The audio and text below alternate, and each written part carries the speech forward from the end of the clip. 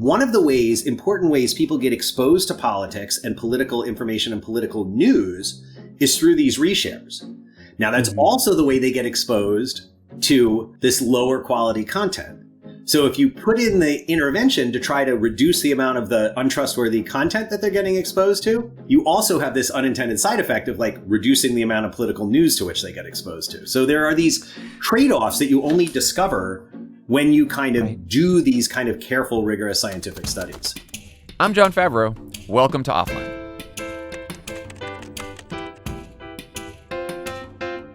I'm Max Fisher, sitting in for Jon this week. How is social media changing us? This is, to me, one of the most important questions that we face right now. And with Biden and Trump tied in polls, understanding social media's influence on our democracy is as important as ever. It's why I was so excited to see a big new project studying how Facebook influences its users. You may have seen some of the headlines suggesting that the studies show that Facebook isn't so bad. But I don't think that's what the studies actually found. And I don't think it does justice to what are really interesting and really nuanced discoveries about Facebook's impact on its users.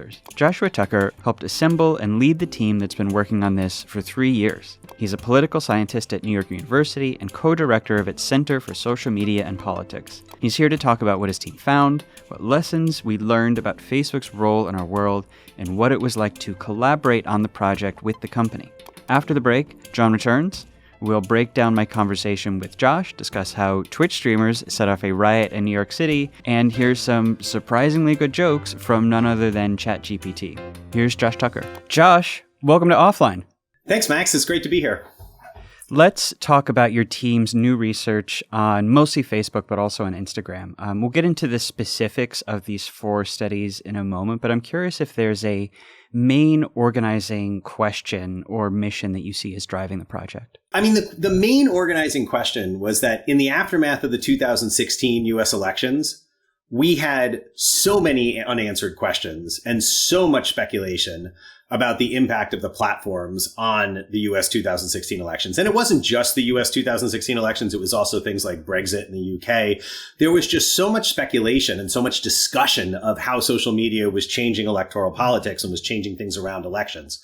And so the motivating question was, could we have an opportunity to, in 2020, have better understanding of the role of Facebook and Instagram in the context of the US 2020 elections as a first step to beginning to understand how social media impacts electoral politics, but also the entire, sort of politics around elections.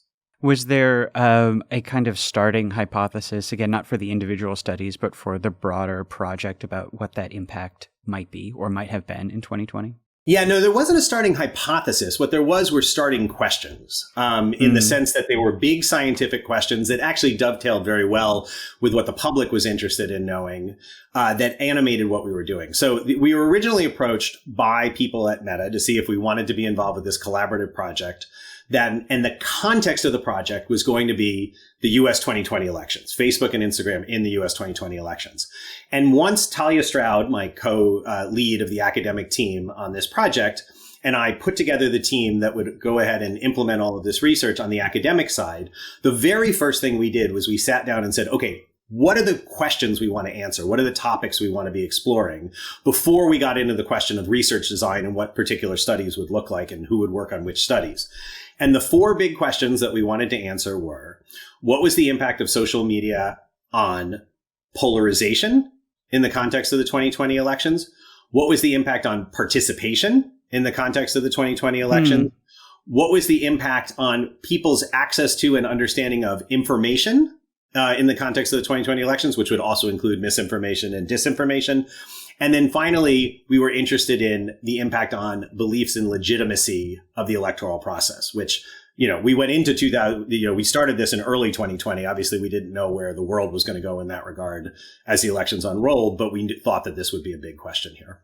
It's such a wide view of the platform's possible roles. I feel like that really says something about, by the time this project started, the enormous scope of what we thought social media's impact could be. And you mentioned that the project started in early 2020. I think that February, just as the pandemic was kicking off, and then you guys actually conducted it starting late summer and through that fall. And that's a pretty tumultuous period to be thinking about social media and democracy. So I'm curious how events in the news over the course of that year might have shaped either your thinking on what to look for or maybe just your expectations for what you might find.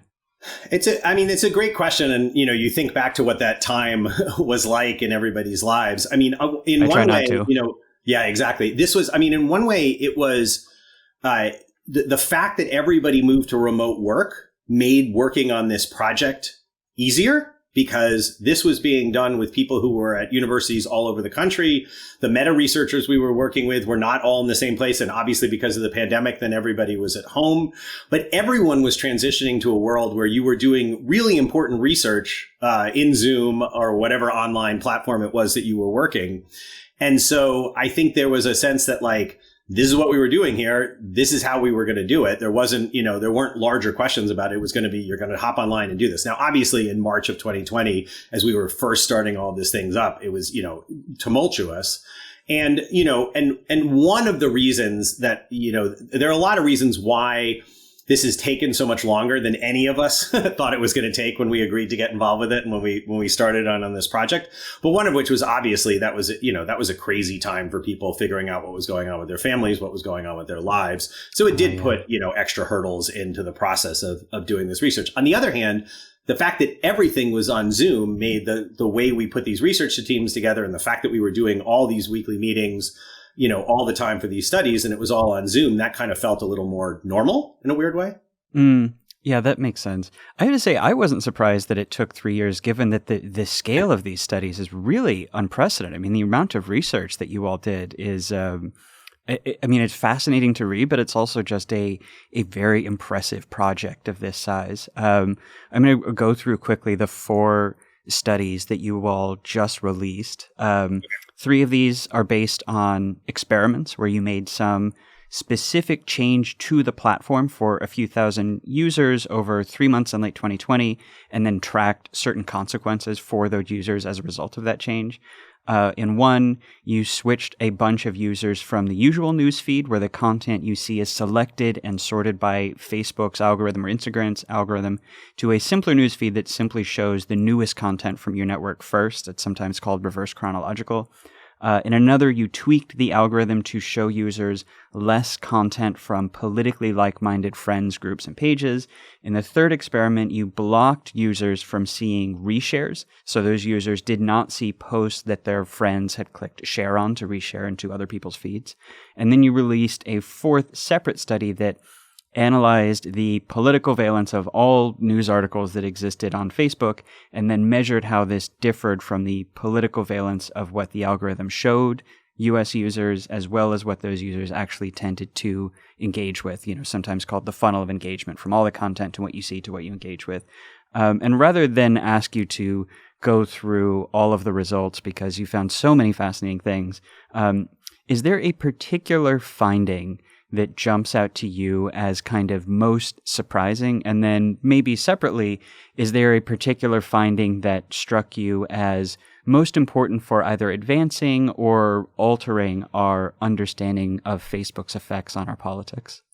Those are big questions. Let me so first of all, thanks. Those were great summaries of what we did. And I think it's important for listeners and for those who are sort of just jumping into this research for the first time to really, and you said this super nicely in your introduction, right? That there are 2 types of studies that we were able to do here. One set of studies, which is designed to get at causal impact. So what is the impact of the platform? Are these experimental studies where users volunteered to participate in the studies and gave consent to participate and were told that some aspect of their Facebook experience might be altered as part of the study. And that allows us to get at these causal questions. What's the effect of viral content? What's the effect of being exposed to less content from politically like-minded sources? The other types of studies that we were able to do were these observational studies, where in order to protect people's privacy, we were able to look at aggregated data, but aggregated data from across the entire US adult users of Facebook or Instagram. And it's the combination of the 2 of these, right? In social science, there's lots of debate about the relative strengths and weaknesses of these different types of approach. But I think it's the combination of the 2 of these that actually is one of the strengths of the overall project that we've done here.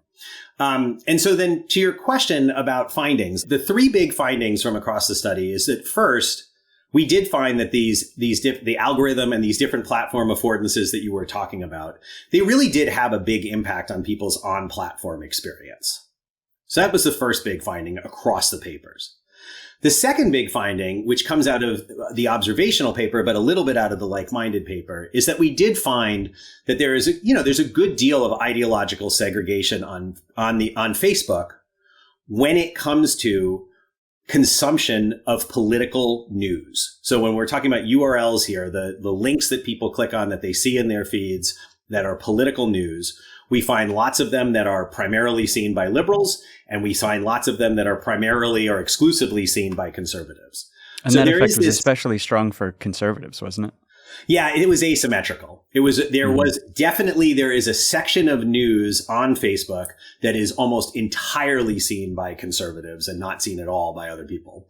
And then the third finding, though, was that despite the fact that these affordances of the platform that people think are so important, right, had these big impacts on what happened to people on the platform, we didn't find that any of these three changes that we did here, right, reducing exposure to virality through reshares, putting people back in reverse chronological feeds so they don't have the engagement algorithm, or reducing the echo chamber that people are in by showing them less content from politically like-minded sources, we didn't find that any of them seemed to have much of an effect at all on downstream attitudes. And in particular, we didn't find effects on things like political polarization over issues, but also affective polarization, this how much you dislike the other political party.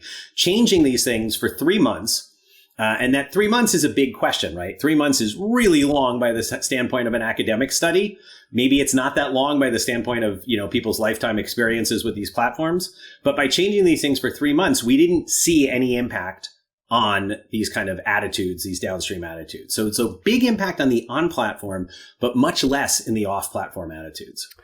Well, let's hold on that for a second, because a lot has been made in the discussion of these studies of the fact that none of those three experiments curbing these really core features of the platform caused affected users to become less polarized. Facebook put out a statement saying basically that this proved that the platform doesn't cause polarization or affect users' political views. The Atlantic ran a write-up of this with the headline, "So maybe Facebook didn't ruin politics."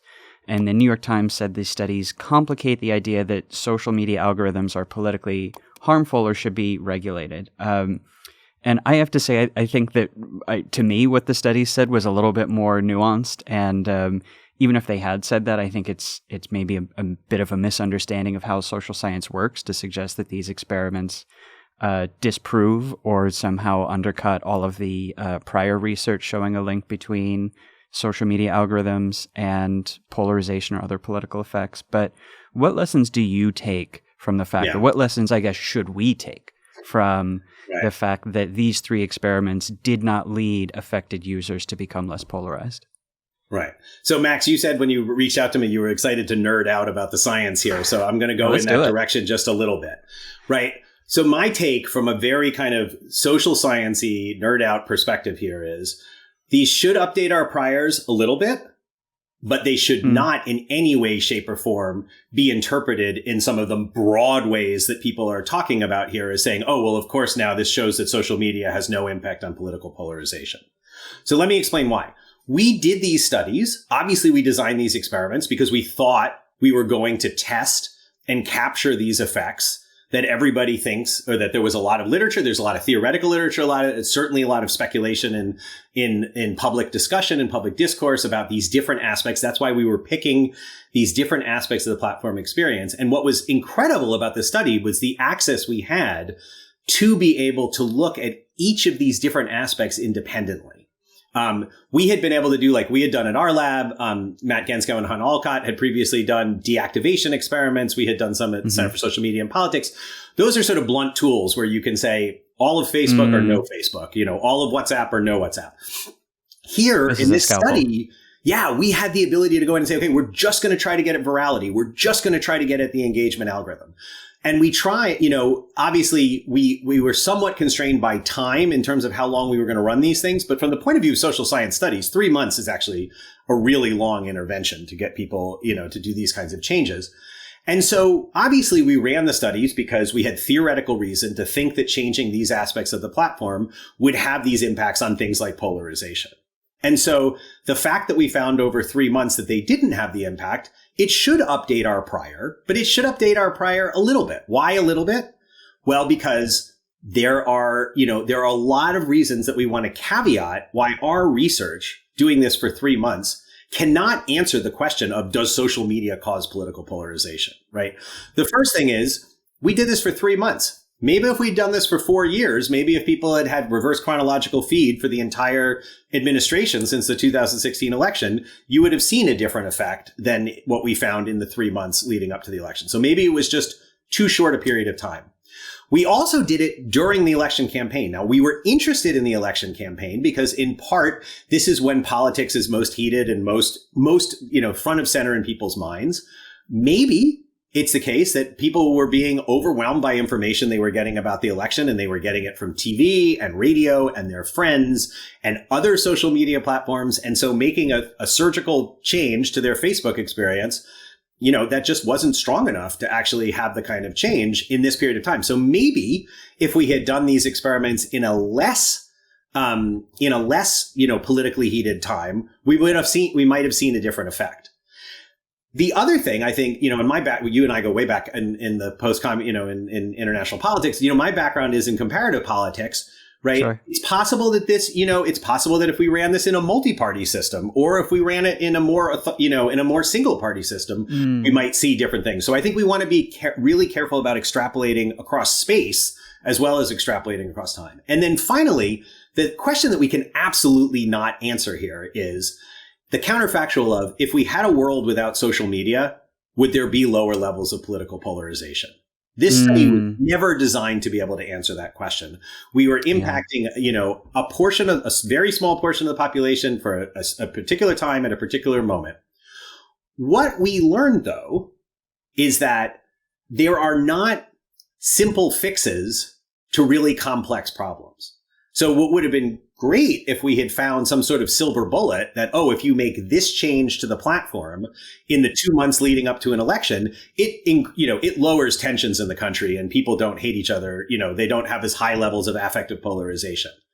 What we found is that these theoretically driven potential interventions to try to make changes to things like political polarization, it doesn't seem that these kind of simple solutions are able to address these kind of complex societal-wide political phenomenon.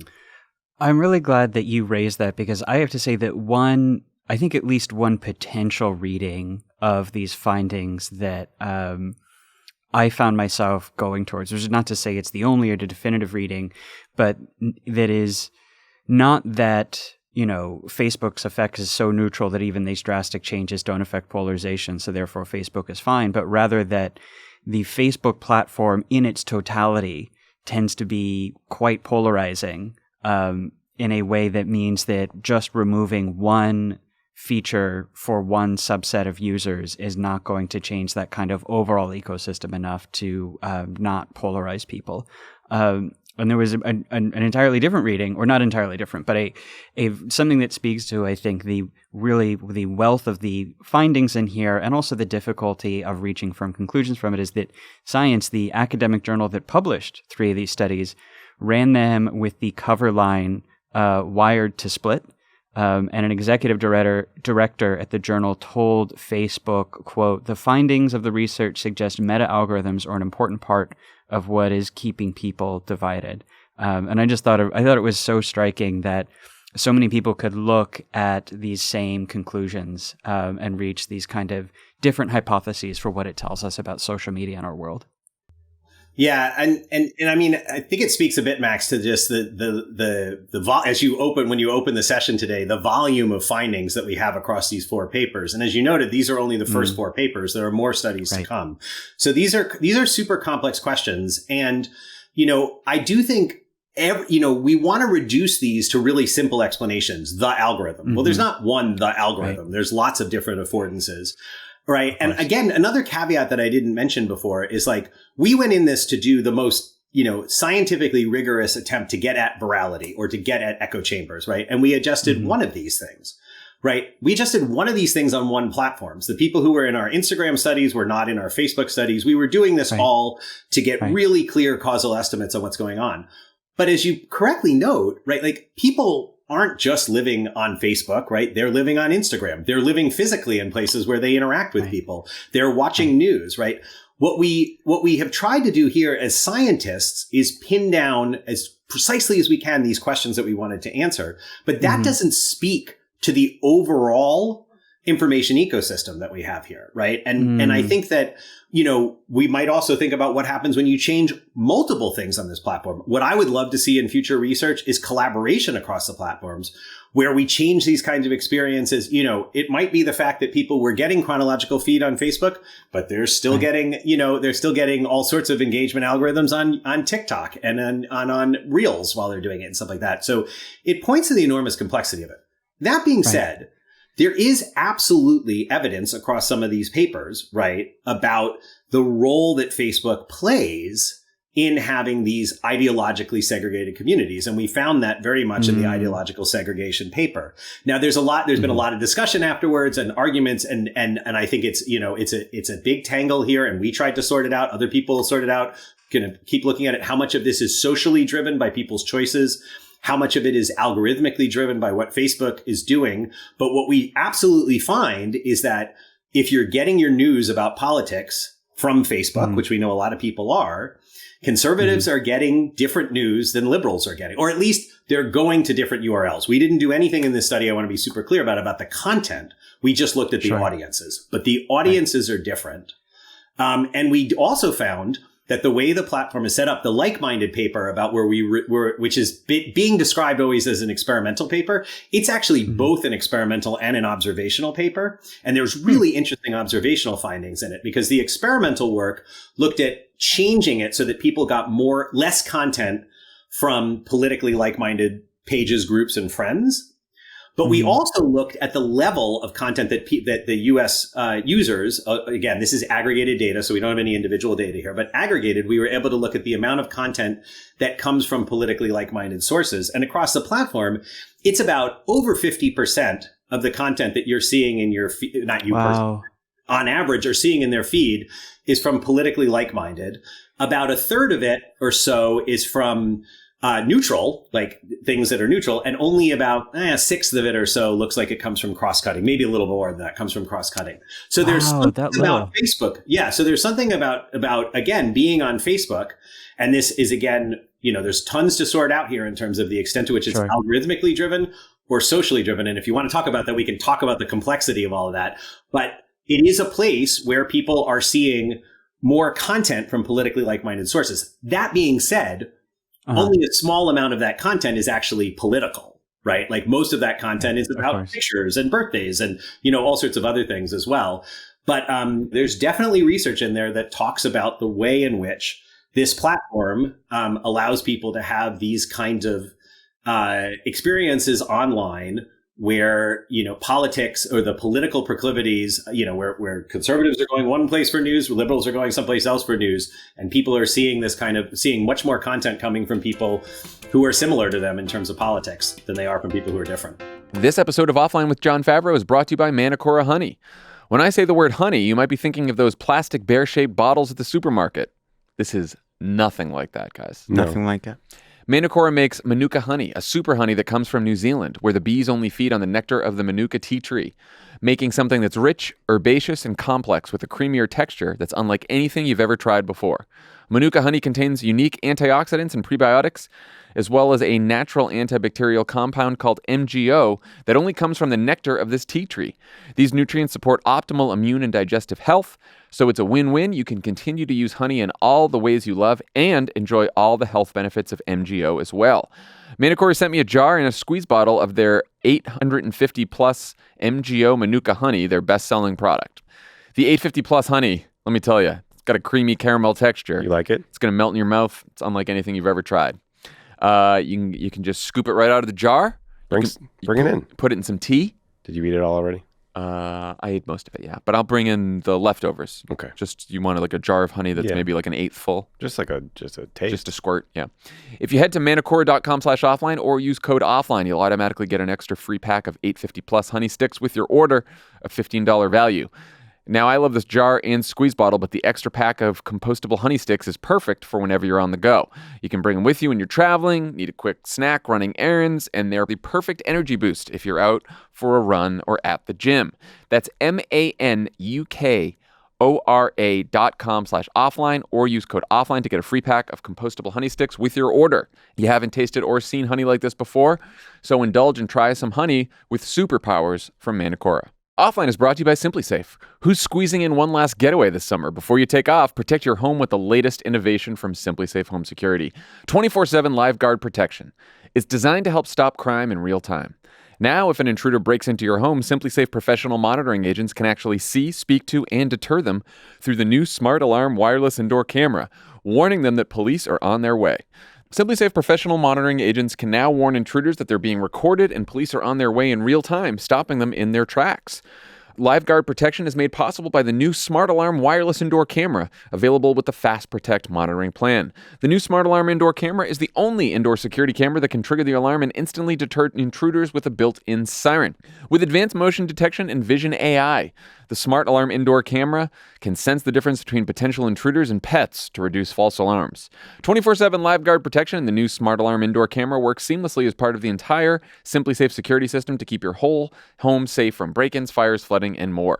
Right now, offline listeners can get a special 20% off any SimpliSafe system when you sign up for a free month trial of Fast Protect monitoring. This special offer is for a limited time only. Visit simplisafe.com/offline. That's simplisafe.com/offline. There's no safe like SimpliSafe. This episode of Offline is brought to you by Cariuma, the cool sustainable sneaker company with old school style and new school ethics. As summer starts to come to a close, we need a pair of shoes that are versatile, seasonless, and go with everything. With over 40,000 five-star reviews, Cariuma's got you covered with shoes that have a classic look, are crazy comfy, and are consciously crafted to transition you from hot summer days to crisp autumn evenings. Worn by celebrities and praised by publications like Vogue and GQ, these kicks are a cult fave, and we absolutely love them. Aka Canvas is the classic and breathable staple that's sure to make your daily rotation this season and beyond. It's designed for everyday wear, made with organic cotton canvas, and comes in neutral shades like white, gray, sand, blue, and black. The perfect pair to complete all your summer outfits and transition into fall. And now the Aka we all know and love is made for kids. Aka Low Kids have Velcro straps and extra cushion for easy and comfortable wear. Match your littles and make it a bundle by adding on a pair for you. They're 100% vegan and carefully crafted with organic cotton canvas, made for our little tree planters, earth lovers, and mini explorers.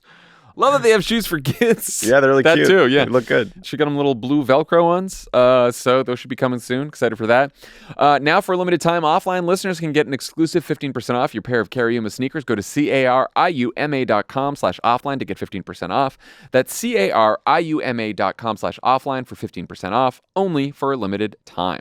Well, let me pull up one finding in particular that I think speaks to the way that Facebook, being on social media, generally in Facebook specifically, interacts with our politics. And also I just thought was like a fascinating finding, and is why I think it is really interesting to try to engage with studying how being on the internet might affect our behavior and our attitudes in politics.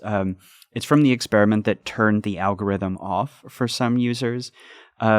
Those users saw, once the algorithm was turned off, they saw more politically themed content, but they became less likely to talk about politics or to interact with political posts. And so what that means, in other words, is that it seems that Facebook's algorithm is doing something to make users more inclined to engage in political discussion, even as it shows them fewer political posts. So what do you make of that? I mean, there's another interesting finding deep in the weeds in the Nature paper and the like-minded one, which I found super interesting, which is that when we ran the study and we actually, as the experimental manipulation, decreased the amount of content that people were seeing from politically like-minded sources, we found the rate at which they engaged with that politically like-minded content from politically like-minded sources went up. So it's super counterintuitive, right?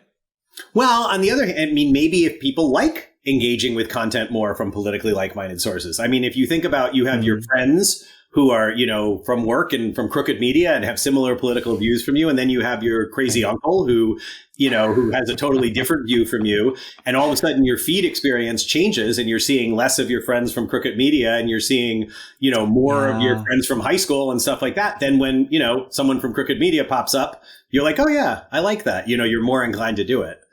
I mean, it's interesting. I mean, I think the big takeaway point from all of this is that, and this again points to just the importance of doing this kind of research, is that until you run these changes, you don't know what the implications are going to be, right? Like, and some of the things are things you like think is going to happen, but some of the things are not going to happen. And all of these kind of changes, everything that we did here, these are things that you can spin in a really positive sense. Who doesn't think we should be less likely to be in echo chambers? And who doesn't think, you know, that we should be, you know, not as much exposed to viral content?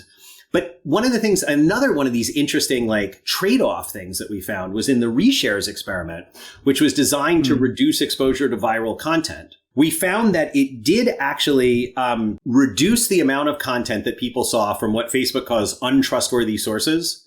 And so untrustworthy sources are ones that have labeled as having been violated policies before and being flagged for problems and everything else. So this is a category of untrustworthy sources.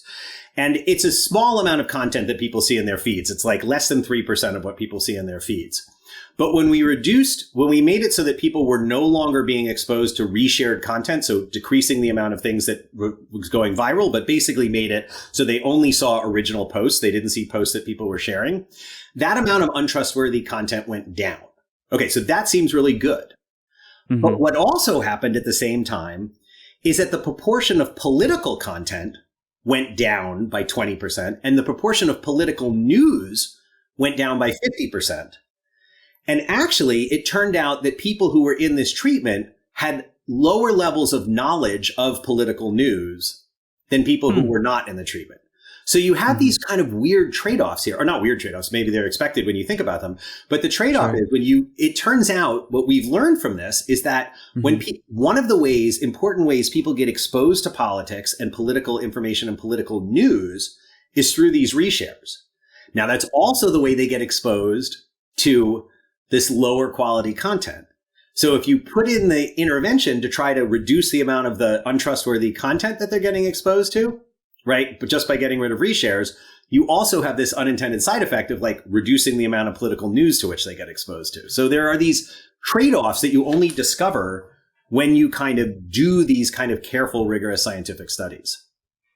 Well, I feel like there have been a couple of different interventions or studies that have found that methods to reduce people's exposure to misinformation or to untrustworthy sources on social media also tends to make them less aware or knowledgeable of accurate information about news. And to me, the lesson from that was always just that social media is designed in a way that if it's going to deliver news, it's also going to deliver misinformation. Yeah. And I mean, and then you get into what the trade-offs here are. And I will say, like, the science on this, I don't think is settled. There are some studies that show, right, you warn people about misinformation, they get more they get more suspicious of true news. But what there are a number of very interesting studies out there. One in particular from David Rothschild and Duncan Watts, where they sort of look at the level of misinformation as opposed to information, as opposed to what people are seeing on TV news, as opposed to what people, and, you know, misinformation often ends up being a fraction of people's diets. And we find that too in these studies, right? When we look at these posts that were flagged by Meta's third-party fact checkers as including misinformation, it's a tiny proportion of what people are seeing, right? And it does receive an outsized amount of attention, right, from everybody who's worried about social media. So I often worry about this question looking forward about whether the biggest worry is that people are exposed to misinformation, or the biggest worry is that people think everything is misinformation and they stop believing true news, right? And that's not kind of what we got in the studies, but I think we did get in these studies, you know, was into this question of some of the trade-offs of what people see from these different features of the platform design. Right. And it can also be true. This is a debate I've had a few times with a guy named Brendan Nyhan, who of course also worked in these studies. It can be true that the median user is getting CNN and Washington Post links, but you might also have some kind of people who are more politically engaged or further to the ends of the political spectrum who might be getting more extreme information or more misinformation. I feel like a lesson that I took from 2020 is that even if most of us were getting accurate information about the election, the fraction of users who were getting bad information turned out to be pretty fateful for the future of American democracy. I think that's a super important point. And actually, and not just at the level of like, what are people's experiences, but also how interventions work. So just to really quickly tell you about a different paper that's not part of this project, but that's from one of the papers at the Center for Social Media and Politics. We looked at what happened to people's media diets and their ability to identify factually correct information and non-factually correct information when we installed one of these browser warning systems that like flashes green if it's a trustworthy link that you're going to and flashes red if it's a non-trustworthy link. And across the entire study, we found no effect for this. There was no effect when we looked at the average treatment effect about people participating. But when we broke them down by decile of the people who had consumed the most, who had been most likely to go to these low quality news sites before the treatment effect, for the highest decile, for the people who went to the most of those sites, the treatment actually did have an effect on lowering their prevalence of visiting these low quality news sites. So I think it's important to think, one of the things just really looking forward on where we go next with this kind of field generally is that we are doing a lot of studies now to try to get the average effect on the average user. But I think we also know that a lot of stuff that happens on social media, we may need to be looking in the tails more, right? Because when you have 100 million users, even if 1% of people are getting exposed to something and then 1% of those people decide to do something about it, those are still pretty big numbers. Right. And again, that was to your point, a big lesson of 2020 is that 1% or whatever it is, those are the people who are storming, state capitol buildings over the course of the summer over COVID restrictions. Those are the people who were, or may have been the people who were spreading QAnon, which of course didn't start on Facebook, but was popularized, I think, by Facebook. Or the people who ended up sieging the Capitol in January 2021. So I'm really excited to see what you guys do looking into that. I want to ask you about the experience of collaborating with Meta, the company that owns Facebook, Instagram, and WhatsApp. It was Meta that initially broached doing a joint research project. They provided the data, the research questions and methods were set by mutual agreement between Meta and your team, but your team had final control over interpreting the results and reaching conclusions. And an academic named Michael Wagner served as a kind of independent observer for this whole process. And he concluded that the research is, quote, rigorous, carefully checked, transparent, ethical, and path-breaking. But he said that it should not be a model for other future research projects because it gave the company too much influence. And I assume you agree with the first of his two conclusions, but I'm curious what you make of the second of those. Yeah, thanks. I'm super happy to hear about the first of his conclusions. So I do agree with that. And I want to just clarify one thing you said. The academics also had the final say over the research designs. So just to kind of go into the way that this was set up. So when we first started, we had to begin to, nothing like this had been done before in the social sciences. So we thought about ahead of time all sorts of what we called informally guardrails that we could put in place to ensure the integrity of the research and that when we publish these findings, people would trust what we're doing here. And so we're, thrilled to hear what Mike had to say about, the trustworthiness of the research. And what those included a lot of things, and we can talk more about them, but just to hit some of the most important ones. One, all of the designs were pre-registered, which means that we said what we were going to report before we actually did the data analysis. And this is sort of cutting edge in terms of transparency and open science generally in scientific research right now. But the second thing we did was we had academics were the lead authors of all of the papers with control rights. And what that control rights mean is that the academics had final say on, as you said, the interpretation, what was actually written in the papers, but also final say on what was going to go into these pre-analysis plans to be the research. So now we worked closely with researchers at Meta who gave us tremendous amount of information about how we could design these studies, what we could do. But the sort of ground rules were, Meta set the boundaries. This was about the US 2020 election in there. Right. We set the big questions we were going to answer. And as we went through these research designs, Meta could push back on the research designs if there were legal problems, if it would cause us to violate their legal, if it would cause us to cause privacy problems, which is obviously entangled with legal problems.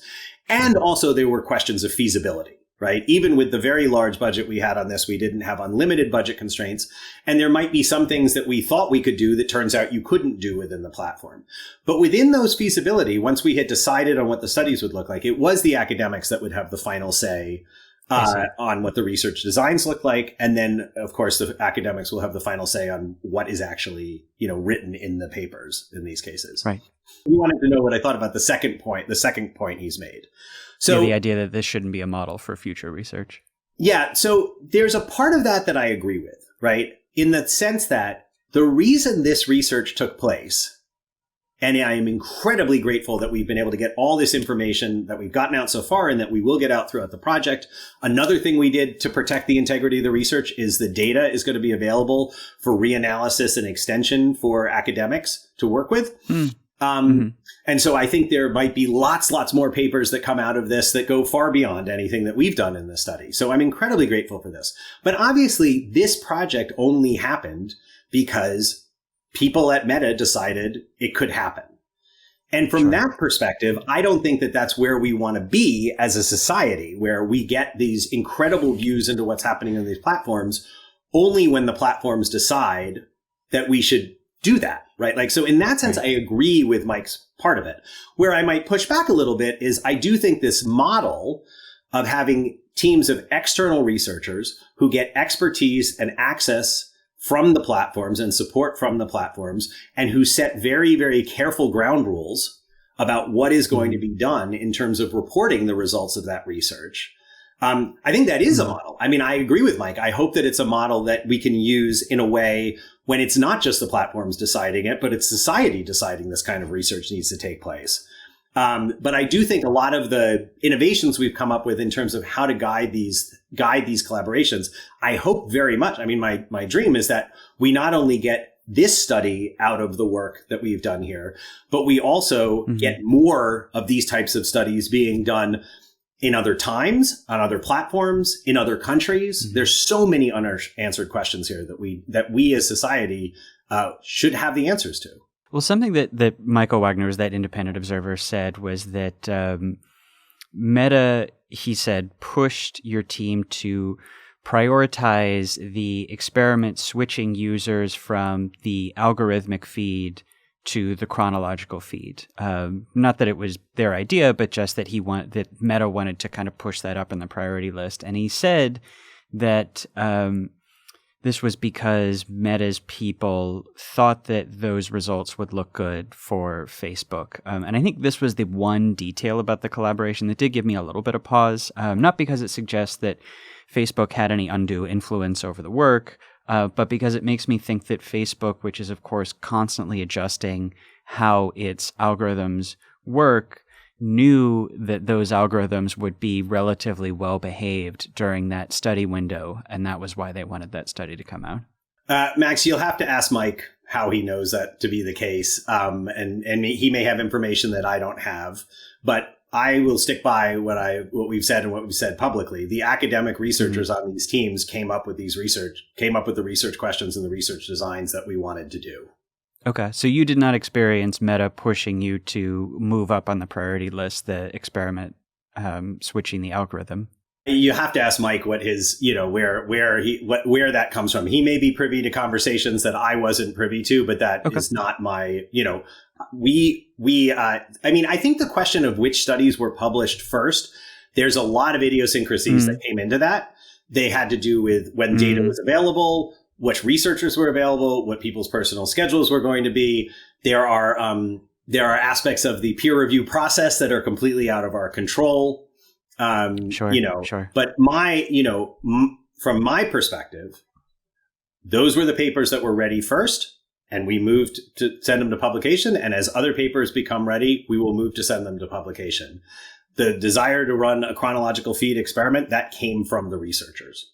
Okay, fair enough. Well, let me ask you about a different aspect of collaborating with Meta. Without asking you to betray any confidences of your conversations with people at the company, can you speak to what sense you got for their maybe starting assumptions or kind of starting priors for whether or how the platforms might be influencing people's politics. And of course, Meta is a huge company and you are interfacing with specific people, but it's people who I don't get a chance to talk to. So I'm really curious what your sense of them was. Yeah, so this is, I mean, it's a good opportunity here. Like when we talk about Meta, I'm a political scientist, right? Like, and we, Sure. we often recoil at when people say Russia thinks X. We're like, no, we know the Ministry of Defense thinks this, and the FSB thinks this, and the Anti-Corruption Task Force, guys think this, and it's the same. Meta is a big corporation, and the thing I think that's really I would love for people to understand is that our interactions were with researchers. They have, one of the reasons this is possible is because Meta has hired a team of social science researchers to conduct social science research internally. Those were the people we were interacting with, for 99% of the time on this project. We occasionally, early on when we were putting these guardrails in place. So another one of the guardrails is that we said we would not do this and the academics would have walked if this had been part of it. And we agreed to that as a team. We would not do this if Meta had right of pre-publication refusal, which is the right it has when its own employees do research, is to say, we don't like the results of this. You can't publish it. And so in order to get guarantees on that, we met with people who were higher up at the company because we wanted to hear from people higher up at the company that those guarantees would be met. But the rest of the time, when we're talking about the research, we're talking with researchers. And so the conversations that we were having about the research that we were going to do were the same kind of conversations that we have with researchers who work in the academy. What are the key scientific questions? What are the answers we want to try to get? What are the methods that we feel comfortable using? And we had a big group, 17 people on the academic side, and there were a lot of Meta researchers as well, right? So in terms of what was Meta's priors about what the outcome of this research would be, you'd have to ask people who work there. I can't, I don't want to be in the business of speculating what other people were thinking. The researchers that we had conversations with, they were very similar to the conversations we have with everybody. What does the literature say? What are the unanswered questions? And what could we do here to answer those questions that we were not previously able to do? Yeah, I think that tracks with kind of my experiences. I know quite a few, as I'm sure you do, social scientists who have gone to work at Meta, which is understandable. The academic job market is really tough right now, and tech is hiring. Why not? Who, in my experience, tend to have views similar to yours and mine, or at least a very open, thoughtful, nuanced mind about it. Whereas the executives who I've talked to, who of course were not involved in the research, but of course greenlit the project, tend to be very hostile to the idea that there is anything to the academic research on social media's influence in our politics. It makes me very interested in the kind of inner dynamics of the company that led them to choose to do this in 2020. So I want to end by kind of taking a step back to consider the totality of research into social media. What do you think are the most important points of scholarly consensus today on how social media affects our politics or doesn't? Or are there any?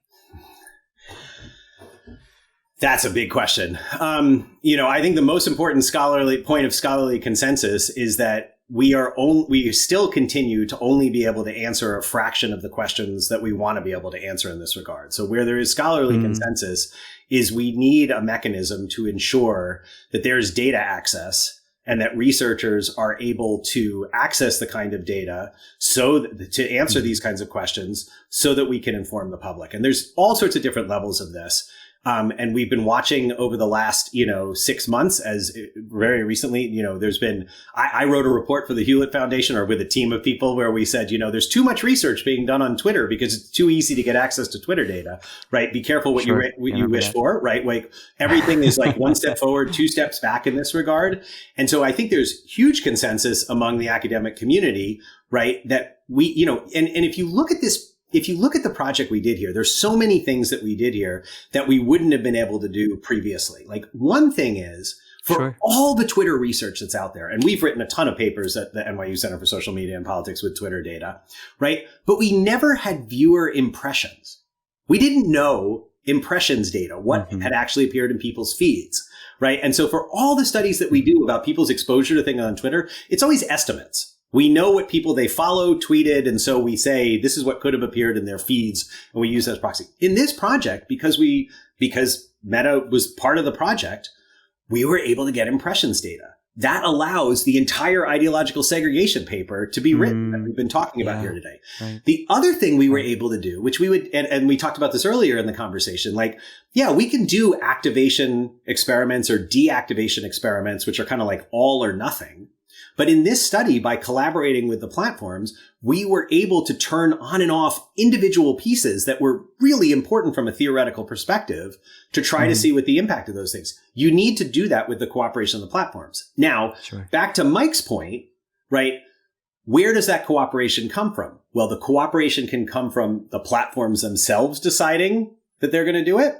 The cooperation could come because it's mandated that they do it. Banks don't have the option of whether or not to run stress tests and report them to the government, right? Yeah. Like car companies don't have the option of whether or not to do emissions tests, right?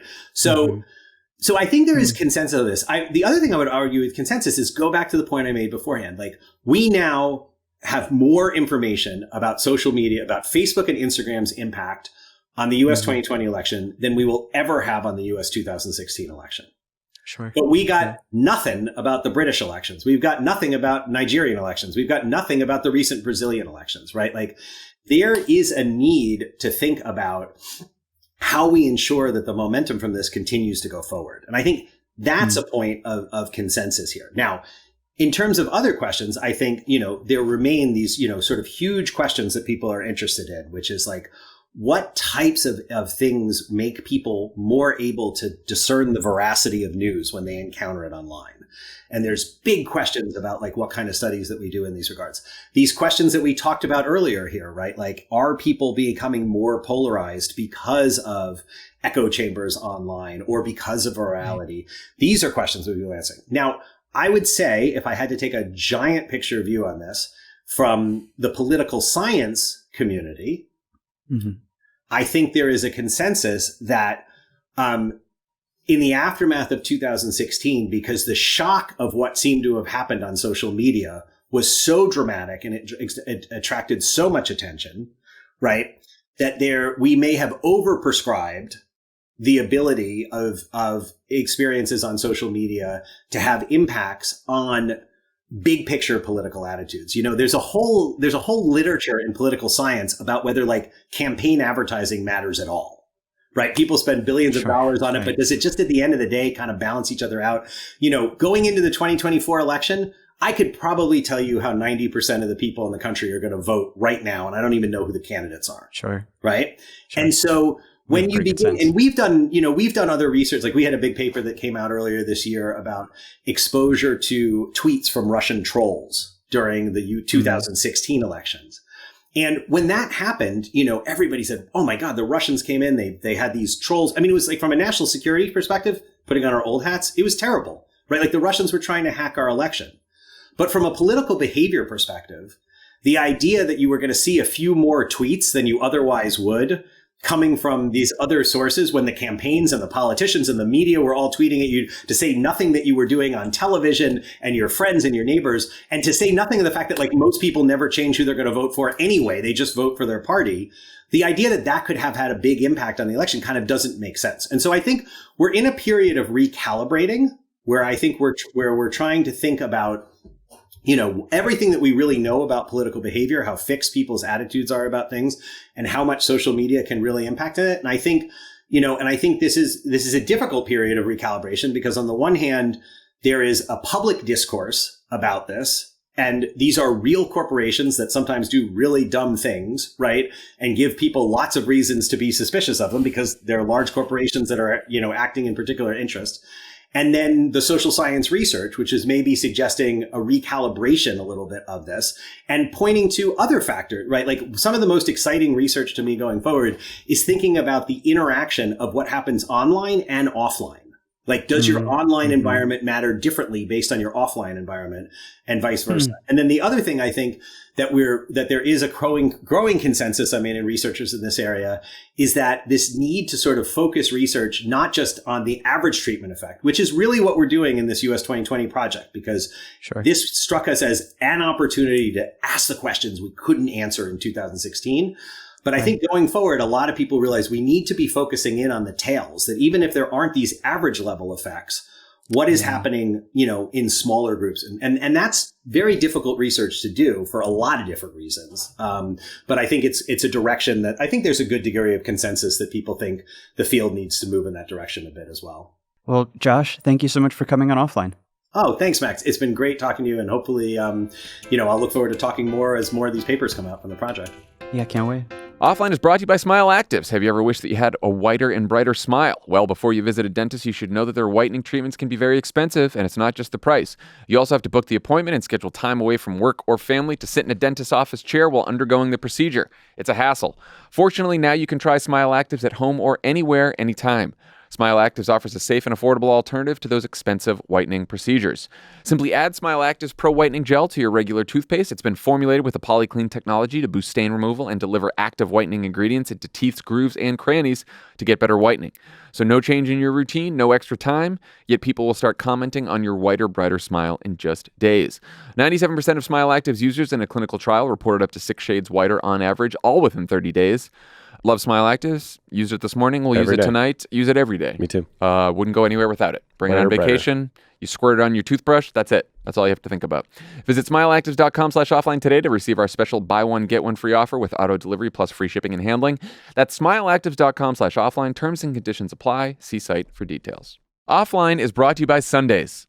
Sundays is air-dried dog food made from a short list of human-grade ingredients. Sundays was co-founded by Dr. Tori, a practicing veterinarian. It contains 90% meat, 10% vegetables, and 0% synthetic nutrients. Besides USDA beef and all-natural chicken, you'll find digestive aids like pumpkin and ginger, plus disease-fighting antioxidants. Dog parents report noticeable health improvements in their pups, including softer fur, fresher breath, better poops, and more energy. Sundays, yeah, it's for dogs in many ways. Luca and I love to curl up and watch the New England Patriots or whatever football game is on. We eat some Sundays. For dogs. And you both have better poops? We both it tastes great. Fantastic poops. It's really good food. A lot of energy. No, we love, been giving it to Leo. Leo likes it a lot. It has zero prep, zero mess, zero stress. It's shelf stable. It's known as shelf stable, which makes it easy to feed your pup top quality food. Doesn't break the shelf? Doesn't break the shelf. Yeah, that's what it means. Every order ships right to your door, so you'll never have to worry about running out of dog food again. That's nice. You don't want to be running to the store suddenly when you're out of dog food. And Sundays cost 40% less than other healthy dog food brands because Sundays doesn't waste money shipping frozen packages. Instead, they spend on what matters, sourcing the best all-natural ingredients for your pup. So we worked out a special deal for our dog-loving listeners. Get 35% off your first order of Sundays. Go to sundaysfordogs.com/offline or use code offline at checkout. That's sundaysfordogs.com/offline. Upgrade your pup to Sundays and feel good about the food you feed your dog. Hey, John. Hey. So what did you make of all of this research into Facebook, Josh's comments on it? Is it changing things for you? Do you think Facebook is good now? Yes. No, I do. I think Facebook is good now. I am going to be betting on Zuck in Absolutely. the Zuck versus Musk Coliseum. Unironically, Right. I think. Which we have just just no learned question, about before right? this recording. No. So, first of all, great conversation. Nice. Great conversation. Yeah. You guys really nerded out. Oh my God, I love to nerd out. We had another 4.5 hours off camera going through the methodology of it. No, we didn't, but we absolutely could have. Yeah. I approached this by first reading the coverage of the studies. And then you and I talked about it. And then I listened to your interview. And I came away feeling better about the quality of the research despite the fact that Meta was involved. It sounds like they were very rigorous, that they had a sufficient level of independence, right? I think they did. And then I ended up feeling worse about the coverage of the studies. But it's, the coverage was a problem of media culture in general right now. Yeah, I was going to ask you why you think takes, that is. Lack of context, which ironically is a bigger problem with social media. Right. It is funny to see that. It gets to the core of, right. They have to distill it down to one And I do sentence, think that, to be fair to some of the reporters who wrote those stories, as you dig into the stories, there's appropriate caveats and nuance. But I think some of the bigger takeaways and the headlines and the subheads they're sort of silly. I was actually going to ask you if you think that, is this just a case of like writing about social science and the nuances therein is hard and like, the media is going to flatten it into a single take, even if that's oversimplifying, or if you feel like maybe the mainstream media is going a little soft on the big social media companies lately?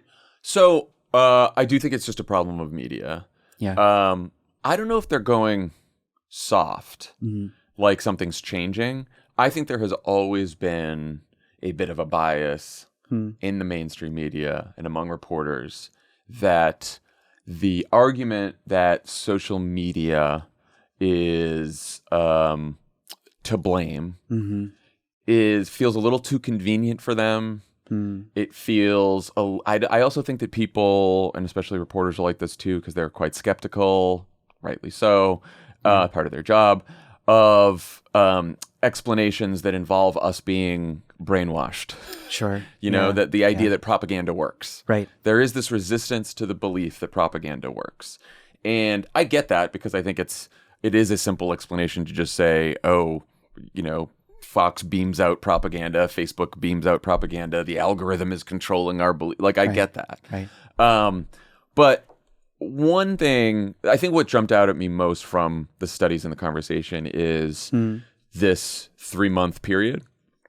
Because, I think our political beliefs are the product of so many different factors that develop over such a long time, that 3 months in the middle of an election year is really tough. It's a tough period to measure effects on political views and to expect political views would change in any significant measurable way. Yeah, I agree with that. And 3 months, and especially when you are keeping 90% of the Facebook experience the same for people in the experiments, you're just changing like one facet of it. And like Josh was very like open about this. Like, I don't think they thought that this was necessarily going to be like super transformative or that this is a way to test the totality of Facebook's effects. And it, he was very open about like, we're just testing, is turning off the algorithm for a few months going to change things for people? And that doesn't mean that Facebook is good now if it doesn't. But I think you're right that so many aspects of Facebook are all kind of pointed in the same direction to do the same thing to you, that if you turn off one part of it, I think it tracks that the other parts of the platform are going to overwhelm.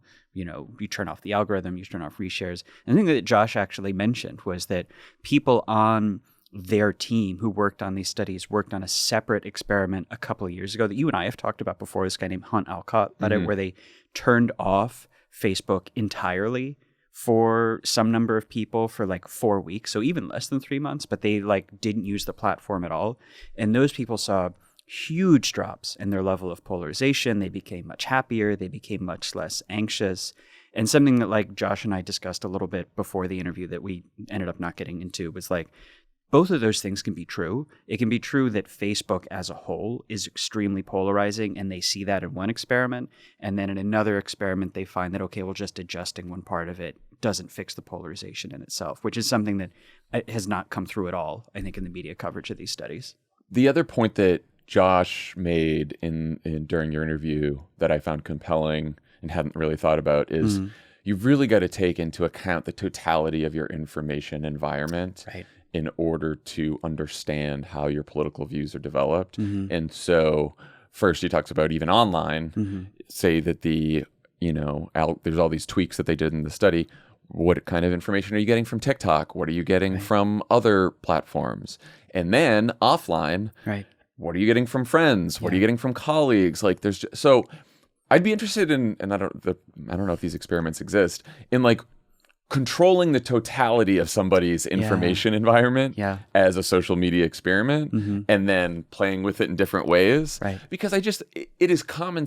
I saw someone There's a couple political scientists who were saying this online the other day. I can't remember who it was, but it was like, political attitudes are just much more rigid than we think. And the idea that your information ecosystem really has an effect on your political attitudes does not really bear out, because they come from, your parents, the way you were raised, all that kind of stuff. Right. And it's like, I get that, but it's just common sense that your political views will be shaped by the information that you receive, and whether that's animals. From people, whether that's from news, whatever it's from. And so this idea that like somehow you have these innate political beliefs that aren't going to be shaped by your information environment just doesn't make any sense. Right. And to like to Josh's credit, he raised that too. And he was like, look, you can turn off Facebook for yourself, but everybody in your community is still affected by, if not Facebook, social media, because it is so prevalent.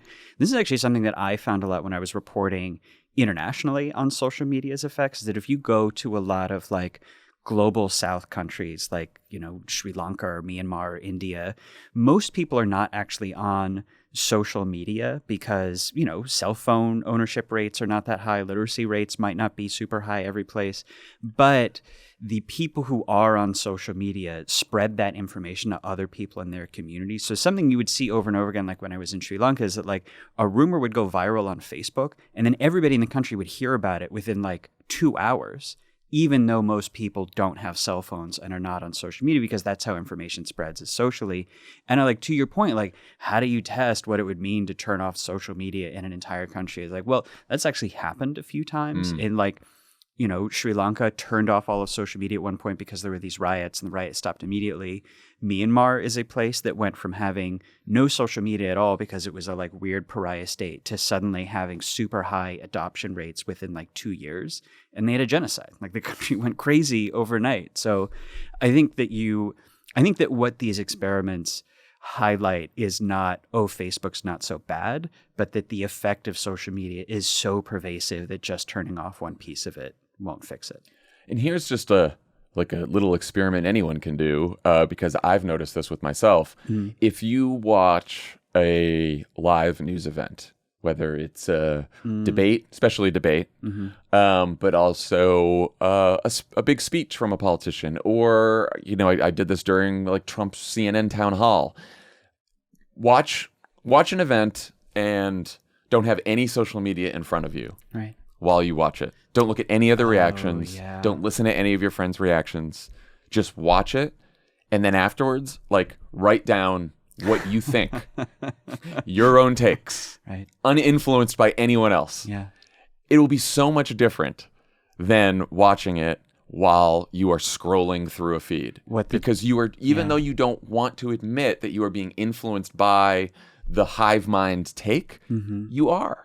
Right. At least I find that for me. Maybe other people are, this won't happen to you. But I do think the influences that social media have on you aren't just necessarily like, oh, you see too much right-wing shit and suddenly you become a Republican, and then you see too much left-wing shit and you become like, I don't think it's that simple. I agree. But I do think you're of course influenced by just a fire hose of takes and opinions coming at you all the time. And the like mono take that gets formed on social media that everybody in your community then like coincidentally decides that they share. Yeah. And the other thing, and you pointed this out during the conversation, it does confirm, I think these studies confirm one thing that we found on this show from talking through a whole bunch of different people, which is like tweaking the algorithms is not going to do anything anyway. That the problems of social media addiction, social media influence on our politics, on polarization, they are so much deeper than algorithm fixes. Right. And I remember talking to Alex Stamos about this, who had, worked at Facebook, and he made this point to me. And at first I thought it was like maybe him defending Meta a little bit, or Facebook. Sure. But when I really thought about it, and the more people I talked to, it is true that it's more an issue of, are we really meant to be connected on this scale? And in this way, too. And in this way. And through like quantified likes, quantified shares, getting social feedback from 1,000 people at once, 10 times a day. They're just such bigger problems, I think, than chronological feeds and reshares and all that kind of stuff can fix. Right. And I think they can make a difference. Sure. I think that difference we've seen from these studies those differences are hard to measure. But I just think there's bigger issues at play. I think it's also worth noting that it was Facebook that wanted to do, not these experiments specifically, but that wanted to do, like, they were the ones who approached the researchers and said, like, let's do some big, like, open source research into the platform.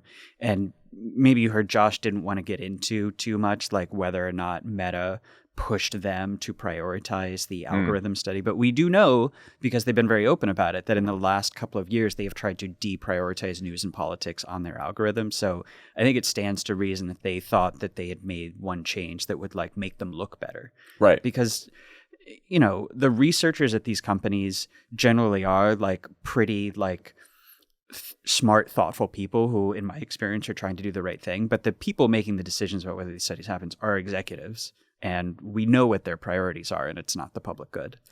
The other point you guys touched on that it stuck with me is the social media just tends to deliver more disinformation, like if it's your primary news delivery service. Right. And that's because there are no editors or gatekeepers. Like that goes back to the problem of, if you're just getting a bunch of shit and no one's monitoring it, no one's editing, and no one's deciding what should be in front of you or what shouldn't be in front of you. And obviously we've talked about all the the challenges of having gatekeepers and how that can create its own set of problems. But if it's just the Wild West out there, then of course you're going to get a bunch of misinformation. And I don't really know how you solve that problem. I really think sometimes that this is the, like, maybe the single biggest change in, like, political life in the last 10, 20 years is the death of gatekeepers. And that's in the media, where now we're going to social media where it's all crowdsourced. It's the, like, incredible weakening of political parties. It's happening in all these different ways. And it's a tough conversation to have because, like, sometimes the gatekeepers are bad and sometimes they're wrong. So it's like, it's tough to hold both ideas in your head at once, that in some ways abolishing gatekeepers is good, but in other ways losing them. Like, we are seeing some of the downsides of, like, when the Republican Party doesn't have control over its own nominating process, like, you get a President Donald Trump. Yeah, and I think if you think about losing gatekeepers in terms of trust, it becomes a different issue, right? Because I think that's the reason. I mean, there's a narrative about losing gatekeepers where it's like, there's an elite that were homogeneous, and they were holding all the information, and now the people have risen up and everyone has a voice, right? Like, but then there's also, like, the reason we don't trust gatekeepers is because we don't trust anyone anymore. There are pernicious forces out there, mostly on the right, encouraging that are telling us don't even believe our truth. Don't believe any truth. Don't trust anyone. And if none of us can trust anyone except, like, people who we think believe what we believe, then then democracy becomes impossible. Right. So, speaking of the collapse of gatekeepers and rise of chaos. Good segue. This is professional podcasting here. Strap in your seatbelt. The Twitch riot in New York City. Holy shit. Did you watch the videos from this? I did watch the videos. Okay. I'll recap as quickly. The videos I thought were crazy. So there's this guy named Kai Cenat, who is a big social media influencer, mostly on Twitch, Instagram, YouTube. I've seen him described sometimes as a video game influencer, but I think he's more just, like, generally a, like, super online guy. And he announced about a week and a half ago, as of when you're hearing this, that as of a week before Friday, he would be doing a big giveaway of gaming systems, $100 gift cards, and a bunch of other tech stuff in Union Square in New York. And thousands of people showed up, mostly young men and boys. It spun wildly out of control. The crowd started tearing apart parked cars, like setting off fireworks. They were attacking cops who showed up and also fighting with each other. Cenat got charged with inciting a riot and riot causing public injury, which I believe is a felony, and about 65 others got arrested, about half of them minors. So, John, what do you make of this exciting moment in our dumbass internet era dystopia? So my first reaction was, I'm fucking old, because like, what is happening out there? What is going on with the kids? That was my first old person reaction. Yeah. But it's also like, I don't think enough of us are, especially in the older generations, are fully aware of like how people are communicating, interacting with information. This guy has 6 million followers. I think it's 6 million on it. Whatever his biggest platform is Twitch. But if you add up all of his followers on all the platforms, which is a weird way to do math because it might be some people overlap, it's like almost 20 million. I just want everyone to sit with 20 million for a second. It's an insane number. It's an insane number. When you take that and then you think about the people who have power in this country, right? And the elites in this country, right? Political elites, media elites, and like where are they getting their information from? They're getting their information from CNN and MSNBC and Fox, right? And New York Times, Washington Post, Politico. You could like add the entire audience of all those outlets I just mentioned up, and it would be like a fraction of that many people who are, and we don't know who these people are really. Yeah. Well, we found out last Friday. Now we found out last Friday. But like it is so the information ecosystem right now, how people are getting their information, how people are interacting with each other, how people are meeting offline with each other is just so diffuse and fractured and decentralized. And I think that we don't really have a good hold on it. And I think that the implications for politics and democracy are vast. And we have not even begun to scratch the surface. Because my first thought was like, oh God, like this is, it got out of control and there were arrests and all this stuff. But I thought about January 6th. Yeah. And I thought about like if, of I one think, person to get mass riots. And we've talked about this a couple times that post January 6th, because of all the arrests, there's been sort of an underground thing where all of these, QAnon MAGA people are like, oh, we don't want to do that again because they're going to get us. Terrified of going out. Yeah, they're terrified. Yeah. But I didn't think about a Twitch stream saying like, hey, go to this rally right now. Right. Meet me at this political event, go to the debate, and suddenly a bunch of people show up, and it only takes it doesn't take months of planning. Right. It takes this was very quick. Right. So it makes me like if the 2024 vote certification, someone's going to say there's a PS5 giveaway at the Capitol.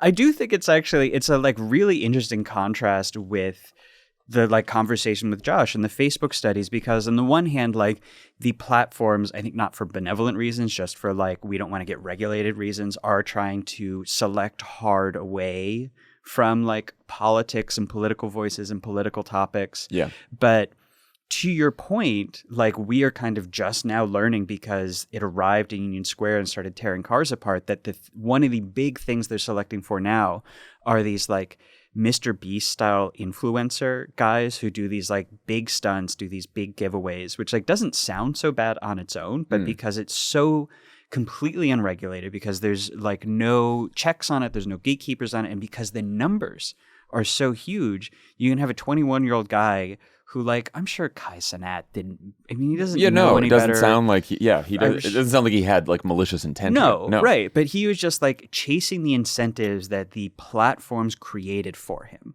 which are right now, this is what it's selecting for. And he did the natural thing, which is come to Union Square, I'm going to give you a bunch of stuff, which is this is a kind of influencer stunt that is happening all over these platforms. So it's kind of inevitable we were going to arrive here.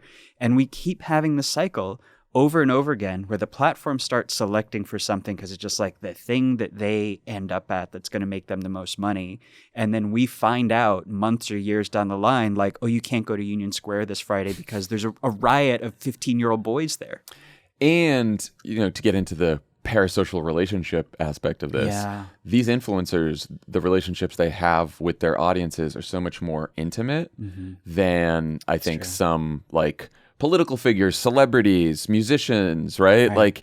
Because there's this separation you have with people who are public figures, right? And there's a way that public figures talk and act that seems separate from all of us. When it's some guy who's just sitting there talking and opening up about every aspect of his life and just feels like your bro. Feels like a close friend. Yeah. And you see the same kind of people who are commenting. They feel like a community. And so this desire for connection offline then manifests itself in, oh, well, he told us to all show up. Let's all go show up. Yeah. It's hard to imagine if like Rachel Maddow went on the air and we're like, hey, every angry 60-year-old Democrat, like we're going to storm Union Square.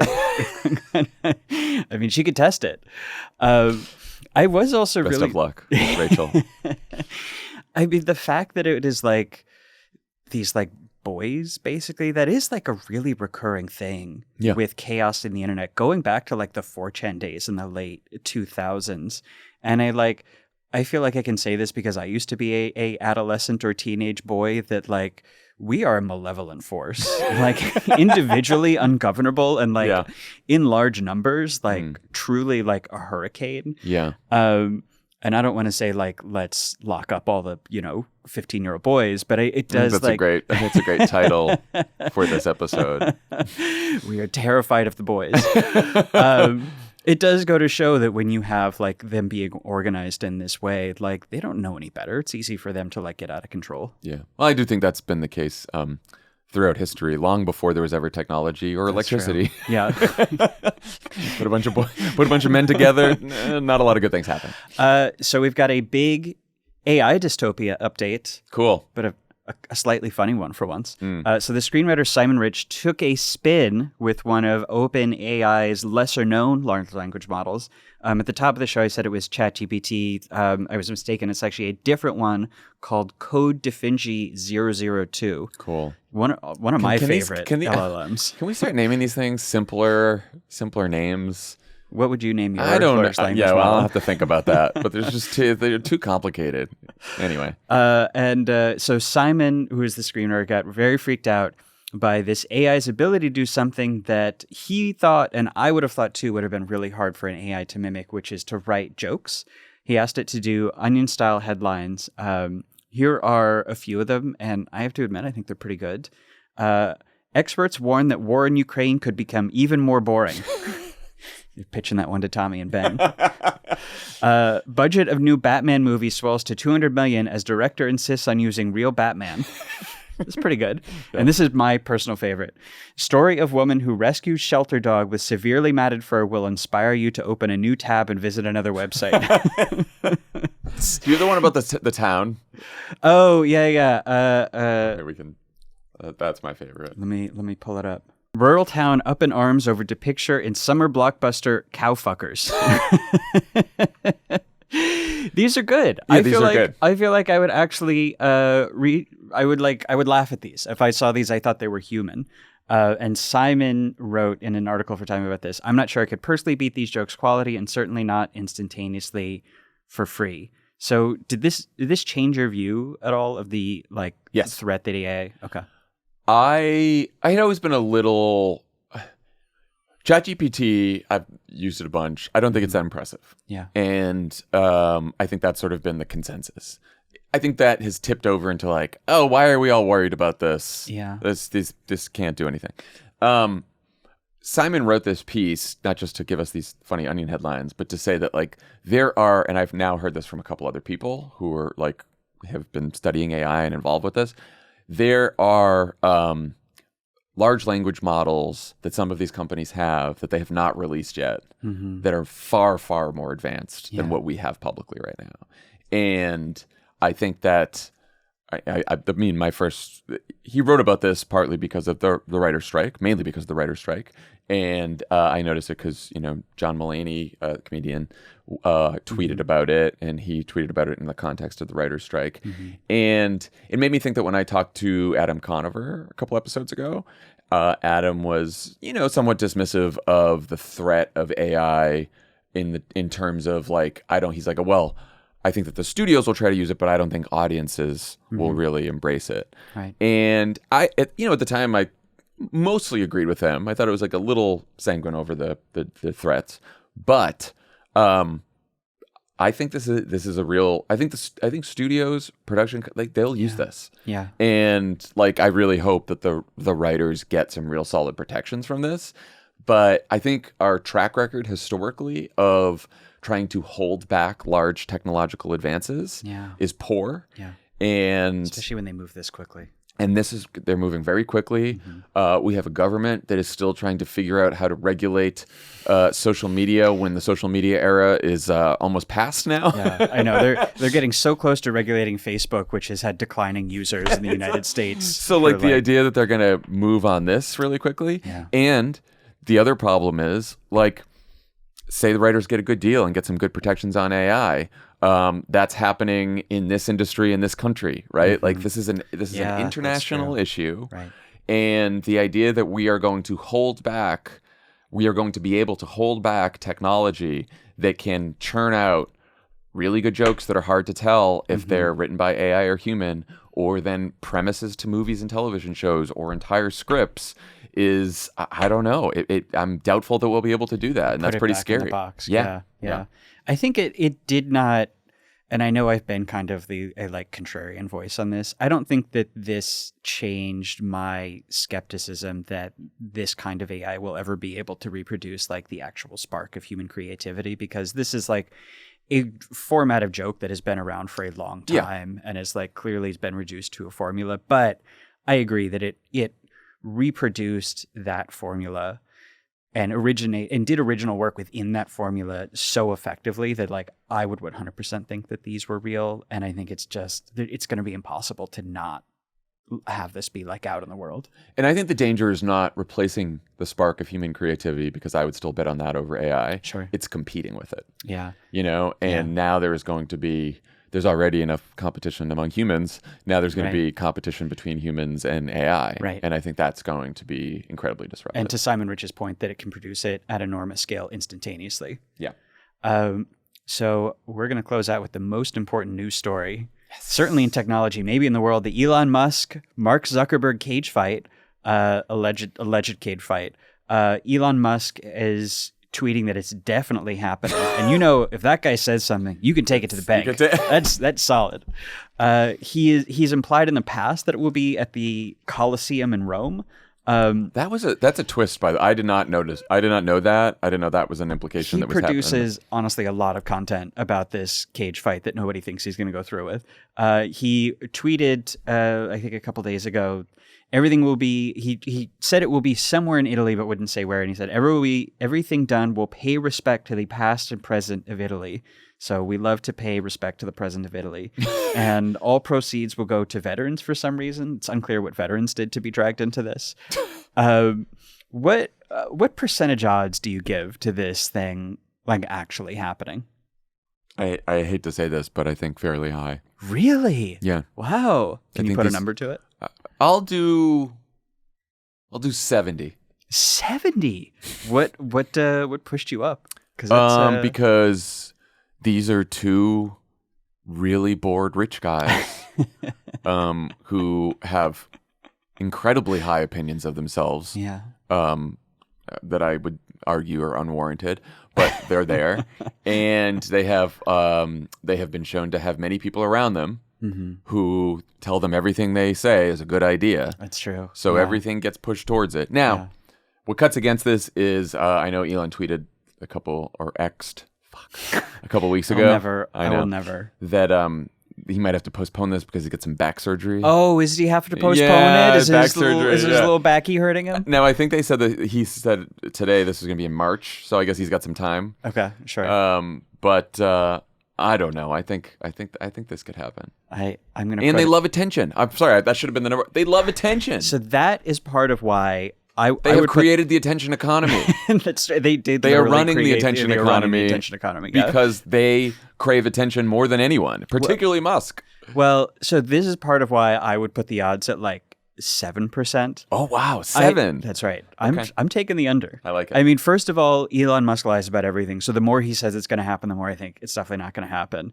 I think he knows that if he sustains a direct hit of any kind, his heart will explode and all his weird like plastic surgery will pop off of his face.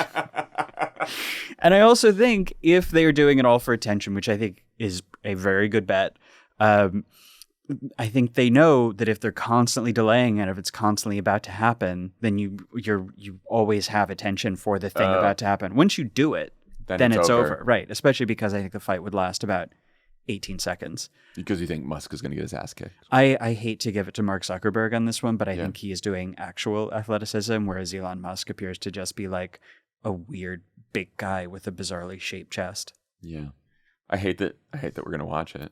Oh, if there is something to watch, we're going to be there live. They got us. We're going to be They got Howard us. co-selling it from Oh, the yeah. sidelines. Yeah, offline special bonus episode live from the Coliseum. I can't wait. All right. for the glory of Mussolini. For the glory of Rome. Well, I will see you Coliseum side, John. Thanks, Max. Talk to you next week. All right, buddy.